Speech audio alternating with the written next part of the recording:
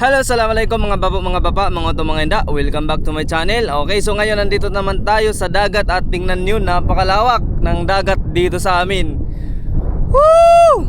Grabe guys, sobrang peaceful dito at walang ingay lang ng mga isda. So yun nga, ngayon maghahanap tayo ng pwede natin maulam. At ano pang hinihintay natin? Let's go, hanap na tayo. Diyan may mga tao nang naghahanap din ng mga pwede maulam. At siyempre dito sa kabila mayroon din mga tao. Ayan. At ito yung gamit ko pangunguha ng sea potato. So dito lang tayo maghahanap. Ganito yung itsura ng may laman na sea potato. May mga bato-bato sa ibabaw at mayroon pang starfish dito. Alis muna natin. So ang gagawin natin guys is uhukayin natin itong buhangin para makuha natin itong sea potato. Let's go. So ang gagawin natin is uhukayin natin to. Bismillah, wag na natin patagalin. Ayan, ganito lang guys. Tapos hukayin lang ng hukayin guys hanggang matagpuan natin ang hinahanap natin na sea potato. At ito na nga. Yan. Yan. So tingnan nyo. Pero dapat talaga may gloves dahil maraming mga makakati dito sa loob. So this is sea potato, or kung tawagin dito sa amin ay dapaw-rapaw. So isang masarap na pagkain mahahanap natin dito sa dagat. So kinukuha ito sa ilalim ng buhangin. At tingnan nyo, ganito yung itsura. Yung pinagkaiba lang sa mga tayom is iba yung kulay at magkaiba din yung shape, tapos magkaiba din yung itsura. Pero same din, meron silang tinik.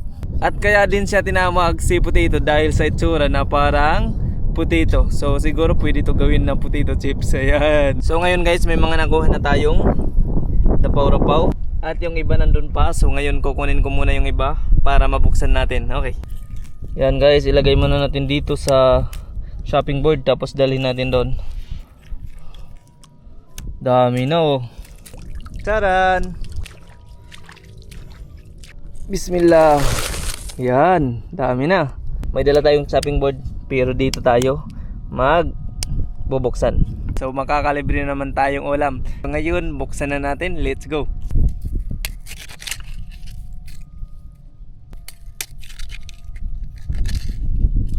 Wow! Masya Allah guys, tingnan niyo naman ang ganda ng laman. Yan. Woo! Ito guys yung mas masarap dahil itong ganitong itsura ng laman is hindi natutunaw. Ayan.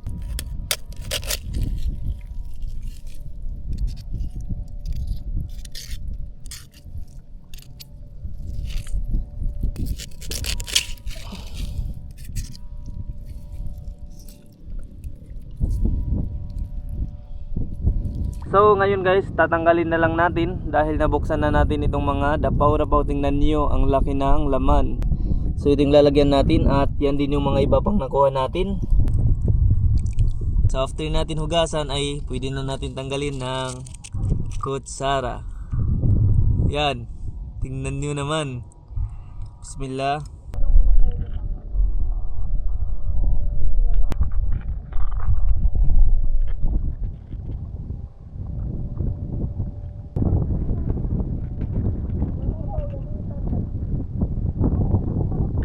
Pataob na. So ngayon pauwi na tayo at doon ko na lang sa bahay papakita kung ano yung mga nakuha natin. What's up guys? So ngayon nandito na tayo sa tubig. Ang tawag dito is Tribuno at tingnan niyo ang ganda. Ang sarap lumangoy guys. So dalawa lang kami ng bata. Ayan. So mga yan yung nakuha natin. Ngayon tayong mga balat at mga ibang seafood. So hindi ako nag-focus sa dito, doon ako nag-focus, pero yun lang yung nakuha ko. So ngayon lilinisan ko muna yung mga nakuha natin at manghuhugas din tayo dito. Sarap lumangoy guys oh.